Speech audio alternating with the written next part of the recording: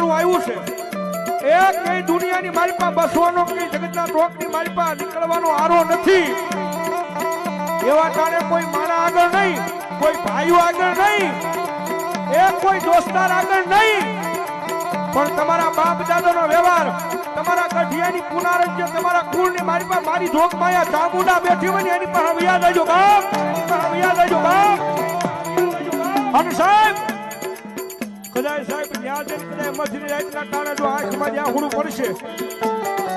થોડી ઘણી વાર લાગશે